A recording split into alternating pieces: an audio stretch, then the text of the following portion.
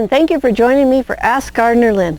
Gardening can be a bit tricky sometimes, and just a little bit of help can turn a troubled garden around. So let's keep those gardens on track. So our question today comes from Nancy. Her daughter lives in northern Utah, which is zone 5.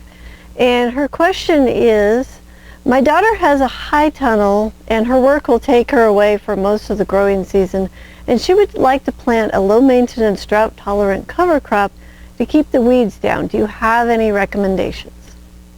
All right, well, I have two thoughts on this. First, if it were my high tunnel and I was going to be away from it during the summer, I would mulch it with over a foot of straw, preferably second cutting hay, because second cutting hay has less grass seeds in it. Alfalfa hay is fine. And I prefer hay over straw because it has fewer seeds in it. But I would spread the mulch over the entire area. I would water it down good and then water it about once every other week. And if weeds come up, I would just throw some more hay on top of the weeds and that will mat them down. And the watering is going to help break down the hay. So the breaking down hay is going to feed the soil, the microbes, and the worms and increase their population and the fertility of the soil while it's not being used. Then, when you're ready to plant again next year, your soil will be fertilized, weed-free, and full of microbes and worms. And you can go ahead and just leave the mulch in place and just pull back the mulch, plant your plant, and push the mulch right back into place. This is an old method from a lady named Ruth Stout, who was a writer for Organic Gardening magazine back in the 1960s when she was in her 80s. So if you've never read any of her writings, you've really missed out. She is so spunky, and she's got her mulch system down to perfection. So there's a few links in the description below to find some of Ruth's information so you can read a little bit of that. It's so entertaining. The second thought is, if you're really set on a cover crop, then I would use like maybe an annual pea. The cover crop, if left untended, the garden can fill with weeds and seeds.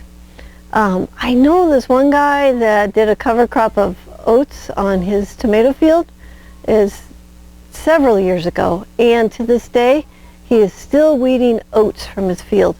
So the cover crop sometimes could be a never-ending pest, especially for his garden.